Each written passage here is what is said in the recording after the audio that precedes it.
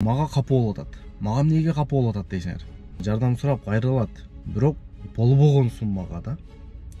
100 миңдик, 150 миңдик, ашып барса 200 миң кетет. Жо туган сумма аз эле экен, уят кичине намыс керек.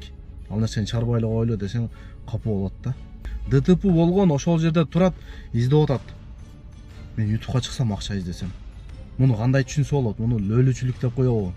Же бул модага айландыбы? Уят нерсе да, намыс керек да. Кичине суммага эле бир нерсе болсо эле ютубка чыга калам. Кысып айдагыла. Жолдо тим эле бир шашка ойноп айдайт, Эме элестеткиле. Элден акча чогултат. Машина акчаны чогултат дагы, аны аренда көрүп койтат. Дагы бир видео акча чогулт деп туруп, дагы бир видео чыгарып койсо, ошонусуна лечение кылат экен. Машина өзүнүкү арендадагы эмес, вукуптагы эмес да. Уктап кеттим, алаксып калдым деп туруп, элден акча чогултуп туруп өзүнүн машинасын оңдоп алат. Уйкуңар келдиби? Уктагыла, рисковать этпегиле. ютубка чыгыш оңой эле болуп калды, бирок намыс керек кичинечи. Укам 300 миң, 400 миң эле чогулдум, не кылабыз дейт. Дагы бир келип тартып салчы дейт. Ана мен айттым, ака дедим, эми элге бул нерсе уже жакпай калды. Кайра мындай чыккандар көбөйүп кетти. Уктап кеттим деди. Бирок ал видео чыккандан кийин мага жазышкан, болот, ал уктап кеткен эмес дейт. Ал шашка ойноп кетип аткан деди. Менен өтүп кеткен мынтип шашка ойноп. Алдыда кийин барсам ошол абар болуптур деди. Ал уктап кеткен эмес, алдап чыгып атат деди. Мондой солярстар да келип калыптыр. Достор, видеонун башында айтып өтөйүн. Арендага машина издеп жүргөндөр болсо, мынакей. Парктарда эми машина пайда боло баштады. Эконом, комфорт плюс машина издеген болсоңор тугандар, издрайв келсеңер, пока машиналар бар тугандар. Экономго да, комфортко да, комфорт плюска да наличие машиналар бар. Дубинская 71 строение 12. Телефон номерин экранга жазып койдум. Сурап зона кылып келсеңер боло берет. 23 жаштан жогору минималь аренда 14 күн тугандар. Кеминде 14 күн айдаш керек. Парктын проценти 4%. Так, машиналар пока бар экен. Өткөндө парктарда машина негизи бардыгында эле жок болуп атты. Бул жерде да жок эле. Азыркы учурда машина бар. Келесиңер, договор сөзсүз окуп алгыла. Машиналардын көбүнчө страховкасы мурун жок эле. Азыркы учурда да жок болуш керек, билбейм. Бир жерде сурайсыңар, бар болсо кандай болот, жок болсо кандай болот. Келсеңер, бул жерде өзүбүздүн кыргыз жигиттери иштейт. Келип, толук маалымат сурайсыңар, алып ишти кыла бересиңер. Бааларын бир сыра айтайын. Экономдор 1900дөн башталат, комфорттор 2200дөн, комфорт плюстар болсо жактар 2,5дан, камералар 3200дөн, 3300дөн, капиаттар бар. Булар 3100дөн болуш керек адашпасам. Белжилер бар, комфортко тугандар. Кыскасы, машинанын азыркы учурда көп эле түрү бар экен. Экономго да, комфортко да, комфорт плюска дагы. Опчумалар дагы бар. Комфорт плюска 2019 болар. Капиаттар турат. Эртең менен эртерээк келсеңер, 11-ге келип калгыла, машиналарды тандап кетесиңер. Абетең келсеңер, машиналар терилип калат, калбай калат. Келе бересиңер, аренда боюнча. Дубинская 71, строение 12, телефон номер коюп койдум. Зона кылып болотун алдым деп келип, алып ишти кылсаңар болот. Дагы айтайын, парктын проценти 4%. Келе бересиңер. Ассаламу алейкум. Урматтуу мекендештер, достор, туугандар, амансыздарбы? Мен бүгүн бир нерсени айткым келди да. Мага капы болуп атат. Мага эмнеге капы болуп атат дейсиңер. Мен барып тартпа койгонума капы болуп атат да. Мына бул тема, бүгүнкү тема мындай болсунчу. ДТП болуп, элден акча сурагандар боюнчачы. Кече эле ютубтан видео көрүп калдым. Куба братан чыгарган экен, Куба такси. Анан алынын сөздөрүнө мен дагы кошулам да. Негизи жардам сурап кайрылат. Бирок болбогон суммага да. 100 миң, 150 миң, 200 миң. Ашып барса 400 миң.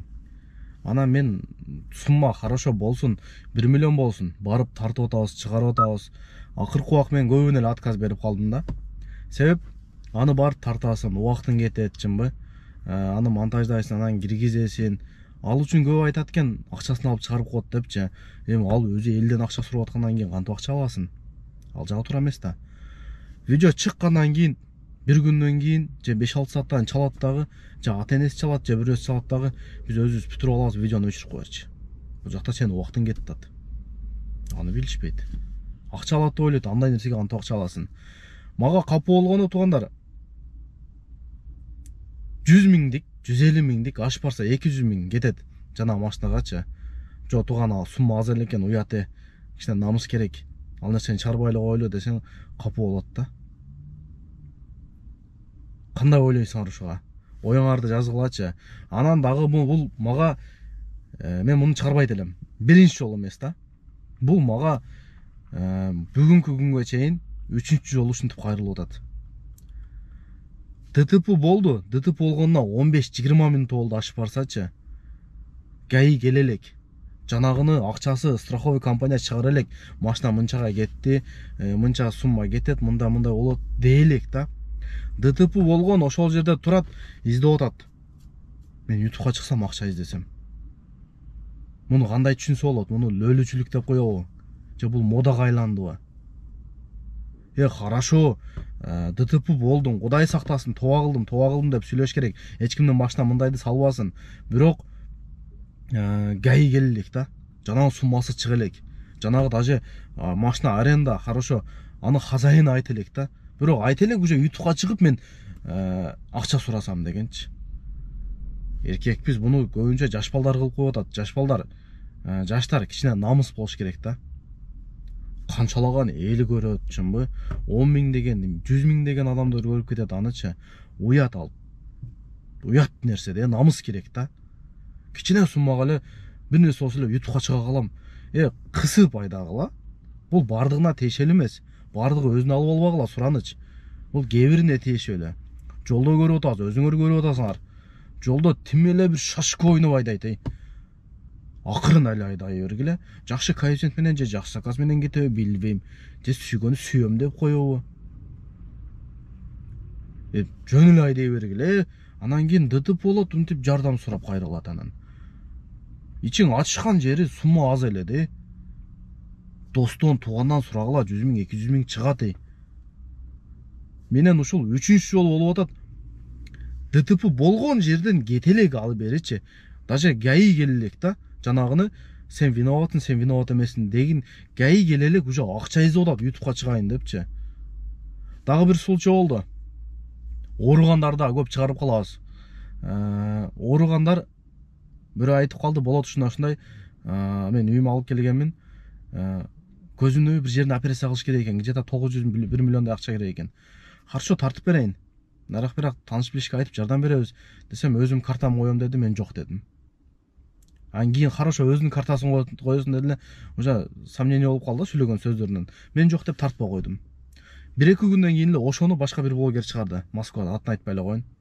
Чыгаргандан кийин бир канча убакыт өттү, 15 күн. Аны мен тааныштарым айтып калды. Болот, жана сен тартпай койгондо мына барып тартты эле го. Ошол уже акча чогулуптур. 3-4 күндө эле уже ошол сумма 1 миллион чогулган. Жанагы аял айтып аттыр, муну арендага берип койсом, бул суммага бир машина алайын дагы, эконом класс. Арендага берип коюн. Жанага чакырган киши айтты да, таныч. Лечениеңчи десе, дагы бир видео чыгарып берсек акча чогулат, ошого мен лечение кылам. Эми элестеткиле. Элден акча чогултат. Машина акчаны чогултат дагы, аны арендага берип койтат. Дагы бир видео акча чогулт элек деп дагы бир видео чыгарып койсо, ошонусуна лечение кылат экен. Тоба кылдым, андай кылбагыла.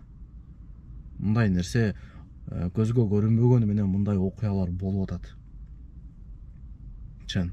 Анан мага капа болуштун кереги жок, туугандар. Бул сумма аз эле экен, 100 миң, 200 миң азыр эми аз эле сумма болуп калды. Кимдир бирөө үчүн көптүр, бирок мо таксиде иштегендерге силерге аз эле көрүнсө керек, чынбы? Мынча таап атам, андай сөз болуп атат, чынбы? Бирок видеого чыгарбай койду деп мага мындай догурунуп сүйлөп, андайдын кереги жок. Уят де, кичине намыс керек да. Шашпай айдагыла, шашка ойнобой айдагыла. Тура эмес, туугандар. Боюңарды жазгыла. Антип чын сумма көп болсо мейли. Базар жок, сумма көп болсун, 1 миллион болсун, 1,5 миллион болсун, кереги жок. Кээ бири баягындай да болуп чыгып атат. Машина өзүнүкү, вукуптан чыгарып койгон, же наличкага алган. Же наличкага Кореядан алдырган, мисалычы. Бул жакта машина өзүнүкү. ДТП болуп калды, виноват болуп калды. Чогултук, өзүнүн машинасын оңдойт, хорошо, наркыны страховка төлөп берет. Өзүнүн машинасын оңдогон, машина өзүнүкү, арендадагы эмес, вукуптагы эмес да. Уктап кеттим, алаксып калдым деп туруп, элден акча чогултуп өзүнүн машинасын оңдоп алып атат. Ал дагы туура эмес бирокчу. Жөн иштегиле. Уйкуңар келдиби? Уктагыла, рисковать этпегиле. Түнү менен жүрөсүн, каяктарда жүрөсүн дагы уйкуң келип алып, эптеп акча табыш керек деп чыгасың, анан мындай болот. Телефонго алаксыбагыла. Мени жаман көрөт, бирок ошол мени жаман көргөндөр бар да, азыр жаман көрүп атат. Мына видеону көрүп дагы болот, туура эмес сүйлөп койдуң, туура эмес кылдың дегишиңер мүмкүн, бирок бул чындык да. Тоба кылдым, мындай нерсени эч кимдин башына салбасын, туугандар. Ойлонуп иш кылайлы. YouTubeга чыгыш оңой эле болуп калды, бирок намыс керек кичинечи. Кичине уялыш керек. Эркектик намыс керек да. Аз эле суммагачы. 1 миллион, миллиондон ары болгондорго туура түшүнөбүз, миллион оңой акча эмес. Ана мынтип 100 миң, 200 миңге дагы чыгыш туура эмес. Мен дагы көрдүм, бир машинаны тартканбыз да. Кайсыл машина каякта экенин айтпай эле коеюн. Ошол жерге мен бир канча убакыттан кийин барып калдым. 3-4 айдан кийин барып калдым. Жанагы машина авария болгон боюнча турат да. Бирден жети неме болгон эмес. Анан ошону чыгарган мага чалып айтты да. 3-4 күндөн кийин. Болот, машинага где-то миллиондон ары кетет эле да. Укам 300 миң, 400 миң эле чогулдум, эмне кылабыз дейт. Дагы бир келип тартып салчы дейт. Кайра мага эмне кылдат да. Аз эле сумма чогулуп калды го дейт. Просмотр кеткен, аныкы бир 30-40 миңдей болгон. Ушунча эле сумма чогулуп калды дейт. Ана мен айттым, ака дедим, эми элге бул нерсе уже жакпай калды. Кайра мындай чыккандар көбөйүп кетти. Эми мен видеону, мен ишим барып сизди чыгарып койдум. Элди жетелеп же мынага акча котор дей албайм да мен. Калагандар которулот. Эми дагы ушуга да жазып калышы мүмкүн. Сен которбосоң которбой эле кой, башкалар которушу мүмкүн депчи. Которгондо которуп коюп атабыз. Бирок мындай наглый болуштун кереги жок да. Мынчалык деңгээлде наглый болуштун кереги жок. Уялыш керек, уялгыла. Жанагы машина ошол бойдон оңдолбой калды. Сураштырсам, эмне болду деди, короче, бул машина ошол жок болду деди да. Анан, короче, эпишник Америкага кеткенби, бир нерсе болгон кыскасы. Ал машина банкада төлөнгөн эмес, чогулган акчам эмне болду билбейм. Мага капа болот да, мынча акча чогулуп калды го деп, ошол киши дагычы. Чоң эле киши, уктап кеттим деди. Бирок ал видео чыккандан кийин мага жазышкан, болот, ал уктап кеткен эмес дейт. Ал шашка ойноп кетип аткан деди. Менен өтүп кеткен мынтип шашка ойноп. Алдыда кийин барсам ошол авария болуптур деди. Ал уктап кеткен эмес, алдап чыгып атат деди. Уйкуңар келсе уктап иштегиле. Катуу тийсе ачыгын айдан кечирип койгула. Кээ бирине катуу тийиши мүмкүн, бирок ушул нерсени токтотойлу. Уйкуңар келсе уктап иштегиле. Аз эле суммага мынтип чыгыштын кереги жок. Көп суммага да чыгып алып окуяны көрсөңөр керек, Жанагы акча чогулгандан жок болуп кетти. Жана чыгарган блогер өзү таппай калды анычы. Туура түшүнөсүңөр деп ойлойм. Ондай кылыштын кереги жок. Колдон келсе таксини кылайлы. Колдон келсе иштейли. Колдон келбесе башка эле иш кылайлы. Аренда кылып алып, вукуп калып улан дытып болуп, монтип кичине сумма акча сураштын кереги жок. Көп болсо жанагы радиатору, бампери, фары кеткен. Эптеп бушный арзан эле бүтүрүп койсо болот анычы. Уялайлы. Намыс керек. Ошол туугандар, сөзүм катуу тийсе, кээ бирине катуу тийиши мүмкүн, бул сөзгө да кээ бир жазышы мүмкүн, бирок бул чындык. Ушундай ачуу болот. Акча которбойсоң кой, тартпай койсоң деле тартпай кой, тартпай деле кой берем, монда аз суммагачы. Жардам бергенге жардам берип атабыз. Ооругандарга, нарак-барактарга. Бирок мындай аз суммага туура эмес болуп калат. Мага капа болуштун кереги жок андайдын. Ошол туугандар, бардыгына ийгилик. Капа болбойсуңар. Кечирим сурайм, катуу тийсем. Катуу тийсе сөздөрүм. Убактыңарды алсам кечирип койгула. Салам алейкум бардыгына. Достор, Белес парктын офисине келдим. Электронный путевой салганычы. Белес паркка парковый самозанчы болуп кошулуп иштесеңиздер болот. Ошондой эле мынаке аппарат турат. Официальный туугандар электронный путевой салсаңар болот. Жана ошондой эле парковый самозанчы болуп кошулуп иштегендерге мен атымдан келсеңиздер, бир жума иштегенден кийин балансыңыздарга 1000 рубль салып коет туугандар. Офиске келип, бардык документтерди бүтүрүп кетсеңер болот. Кисарттан, арак-барактан бардыгынан жардам берет туугандар. Белес парк, парктын проценти 1%. Биз менен иштешкени чакырабыз. Келе бересиңер.